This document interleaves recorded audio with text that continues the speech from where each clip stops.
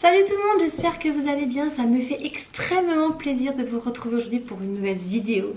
Du coup je vais vous présenter deux appareils aujourd'hui qui ont révolutionné ma vie et que j'adore utiliser. Franchement ça va faire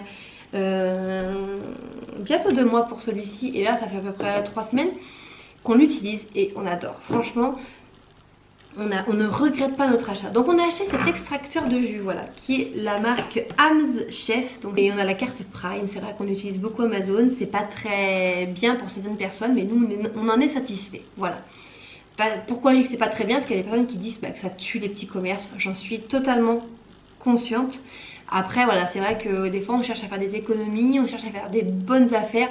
Et là sur Amazon, quand je l'ai acheté, celui-ci il était en promo, donc du coup on a sauté dessus tout simplement. Du coup on l'a payé à peine une centaine d'euros.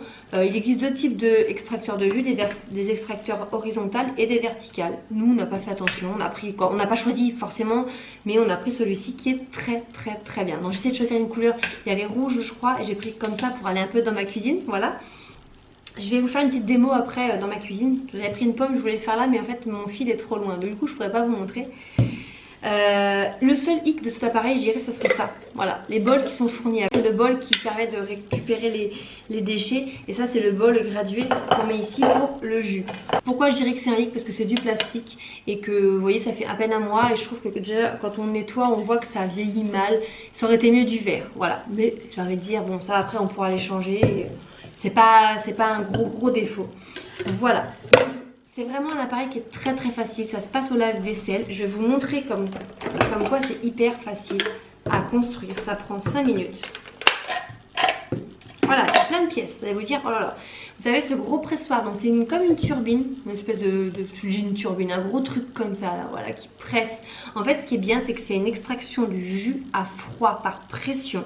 Il n'y a pas d'ajout du coup dans la centrifugeuse. En fait le souci c'est que un fruit en fait, quand vous savez une pomme, quand vous coupez une pomme, vous avez vu vite qu'elle noircit parce que l'oxygène, l'air en fait, le contact avec l'air, ça altère les bienfaits en fait du fruit. Dans une centrifugeuse du coup il y a un ajout d'air en fait dans la centrifugeuse. Oh j'arrive pas à parler, bref vous avez compris. Et du coup ça peut altérer les qualités du jus. Là dans un extracteur il n'y a pas d'ajout d'air, c'est vraiment une pression à froid. C'est un des procédés les plus anciens qui existent, qui existait il y a très longtemps, la pression comme ça. Et du coup le jus il est vraiment extrait et vous en avez que le meilleur quoi du coup. Du coup nous oh là là, j'ai du mal, vous voyez ça fait longtemps que j'ai pas filmé, ça se voit. Du coup nous on fait nos jus tous les jours, tous les matins on fait nos jus. Ça prend pas longtemps franchement et on a vraiment que le meilleur, donc c'est génial. Donc tout simplement vous avez l'axe principal, hop on met la turbine dedans. Ici vous avez le petit réceptacle en fait qui permet de garder la pulpe en fait, voilà tout simplement. Il y a 3 encoches, hop c'est fait. Et ici vous avez le bec et voilà c'est terminé. Ici vous le mettez, voilà c'est fini. Donc là vous passez vos fruits ici. Donc l'extracteur en fait du coup il faut éviter tout ce qui est pépins, ça passerait dedans, c'est juste que les pépins ça donne un goût amer souvent aux fruits. Donc du coup la pomme nous on la pèle pas, donc je vous conseille de prendre des fruits bio. Après ça a un coût les fruits bio c'est vrai, mais si vous prenez pas de fruits bio, au moins de laver la peau, laver le fruit, parce que du coup la pomme on la passe comme ça, on la pèle pas. Donc moi je coupe ma pomme en deux, on enlève juste les 2-3 pépins qu'il y a, on n'enlève pas tout hein, j'enlève ça, mais les 2-3 pépins on les coupe en quartier. On les met dedans, vous avez ça pour vous aider.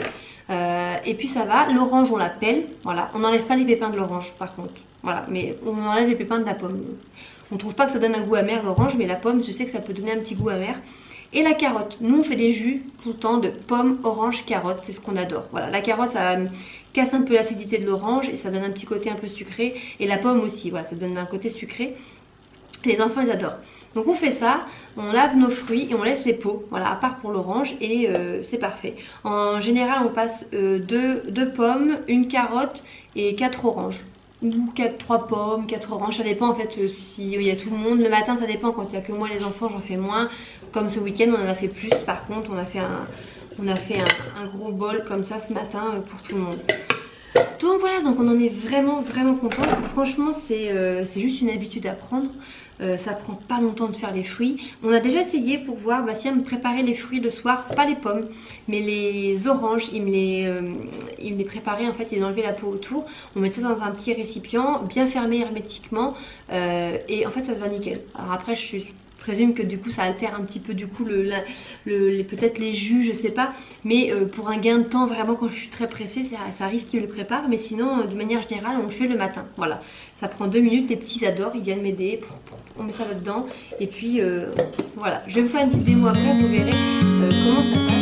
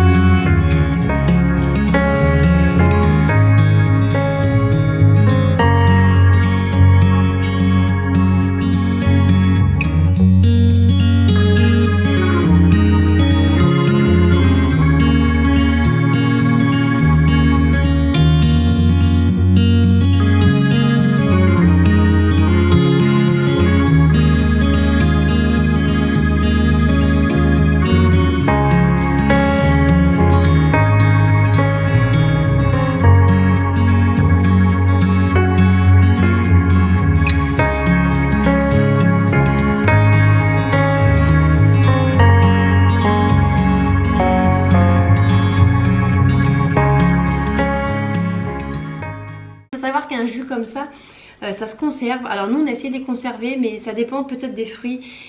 La première fois ça s'est très bien conservé, ça va jusqu'à 3 jours de conservation apparemment, mais nous il y a 2-3 fois où on l'a fait, on lui met des bouteilles en fait, on remplit le plus possible hermétiquement, vous savez, des petites bouteilles avec des petits joints, mais on l'a fait 2 fois où ça avait pas tourné, mais quand on goûtait c'était pas bon. Donc en fait on a arrêté de les conserver, on va pas se prendre la tête, on le fait tous les matins et puis voilà, au moins on sait qu'il est frais, on sait qu'il est fait du jour et qu'il n'y a pas de problème de goût tout simplement. Mais vous avez une multitude de jus que vous pouvez faire, ça peut être des jus verts, ça peut être plein de choses. Nous on reste très classique, hein, orange, pomme, carotte, mais on est très content, c'est ce qui plaît, voilà. Ensuite, je vais vous parler d'autre chose. Donc du coup, quand je vous dis toujours dans ma démarche de mieux consommer, on était des gros consommateurs de yaourt. C'est vrai que les yaourts, moi j'en achète énormément, j'en achetais énormément. On est 5. Bon, moi je mangeais pas de yaourt tous les jours, mais les enfants mangeaient des yaourts tous les soirs. Et Bastien aussi, donc il y en avait au moins 4 à 5 par soir, et le week-end on en mangeait aussi le midi. Donc ça fait à peu près, je suis sûre, au moins plus de 40 yaourts par semaine. Donc c'est quand même pas rien. J'essayais de prendre quand même des yaourts plutôt bons, on va dire. Bon, j'essayais d'apprendre la sous-marque, je prenais pas toujours de la marque, mais j'essayais de prendre des choses plutôt variées et plutôt j'essayais de prendre des fromages blancs, des choses comme ça. Mais du coup en fait je me suis dit, mais ça déjà tu pourrais peut-être voir pour faire tes yaourts toi-même. Donc du coup je me suis acheté cette yaourtière. Donc j'ai pris une yaourtière très classique. Au début je voulais m'acheter la yaourtière Seb Multidélice, mais elle était à plus de 100 €. Et en fait on a réfléchi, puis Bastien me dit déjà achète-toi celle-ci, elle coûtait 24 €. C'est une Continental Edison. J'ai acheté sur Cdiscount 24 €, donc vraiment pas cher. Il m'a dit si vraiment ça marche, si vraiment ça te plaît, et ben on achètera l'autre.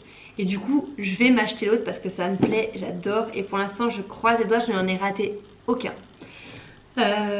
Et par contre c'est des yaourtières pour faire 12 yaourts. Et c'est vrai que du coup ça va très vite, 12 yaourts. Moi en 2 jours, tous les 2 jours je relance une cuisson. Mais si j'avais une autre yaourtière, je pourrais faire plus de choses. Et sachant que la yaourtière Seb, la Multidélice, on peut faire des gâteaux, on peut faire du fromage blanc, on peut faire énormément de choses. Des crèmes brûlées, des cheesecakes. Ils ont en fait un mode de cuisson pour les desserts lactés et tout. Donc ça me donne bien envie, voilà. Donc en fait je me suis acheté cette petite yaourtière parce que je me suis dit je vais essayer de faire moi-même mes yaourts. Je voudrais aller plus loin et cet été faire moi-même mes compotes parce que les enfants mangent énormément de compotes. D'ailleurs encore dans un point de vue aussi santé et puis écolo aussi, écologie. J'arrête d'acheter des compotes, vous savez, des pommes potes, donc c'est pareil, je n'ai pas acheté depuis 1 mois et demi. J'ai acheté des gourdes réutilisables, vous savez, les petites gourdes qu'on remplit par le fond. Et j'achète des grands bocals de compote, voilà, sans sucre ajouté toujours. J'essaie de regarder que la compo elle est vraiment clean. Et je les remplis moi-même pour eux. Et du coup ça fait très bien l'affaire. Ou alors ils ont un petit bol et tout simplement ils le mangent comme ça. Plus que les compotes à remplir, c'est plus pour Arthur quand il va chez la nounou, voilà. Du coup je me suis lancée dans mes yaourts. Donc les yaourts, il n'y a rien de plus simple à faire. Je pense que par contre niveau économie, on ne fait pas forcément des économies en faisant nos yaourts nous-mêmes.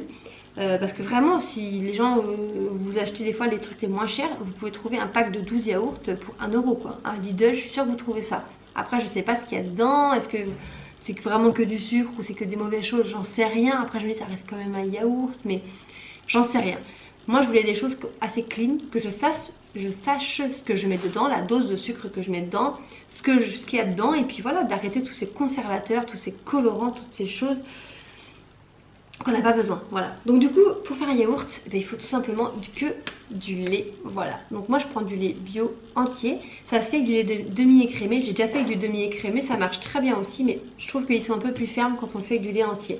Et j'essaie de prendre du lait bio pour me dire que voilà, le lait au moins il est un peu plus clean et tout que le lait classique. Donc 2 bacs comme ça dedans, j'ai jamais fait encore, mais c'est pour faire je pense des yaourts à la grecque, mais peut-être je peux faire du fromage blanc là-dedans, je ne sais pas, faudra que j'essaye, je vais me lancer. C'est un système à l'intérieur de dégouttoir en fait, donc je pense que je peux peut-être faire du fromage blanc, faut que j'essaye. Et il y avait 12 petits pots comme ça, voilà, des petits pots en verre, donc déjà niveau écologie c'est mieux, il n'y a pas de déchets, on jette pas. Parce que c'est pareil, quand on réfléchit à tout ce qu'on jette, si je consomme 40 pots, c'est-à-dire 40 pots que je vais balancer par semaine, c'est énorme. Là, j'en balance plus du tout, voilà.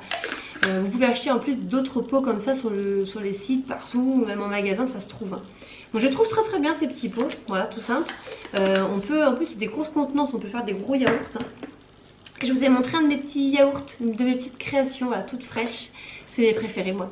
J'adore l'odeur, c'est à la vanille, voilà. Du lait et des petits ferments. Alors moi j'ai pris les Alza, mais je voudrais regarder parce que je sais qu'il y a des ferments qui s'achètent en pharmacie, de la marque Lacta, enfin il y a plein de styles de ferments. Vous pouvez aussi tout simplement acheter un yaourt nature classique, un pack de 12 yaourts nature classique, des plus simples, et vous le rajoutez dans votre lait, ça ira très bien.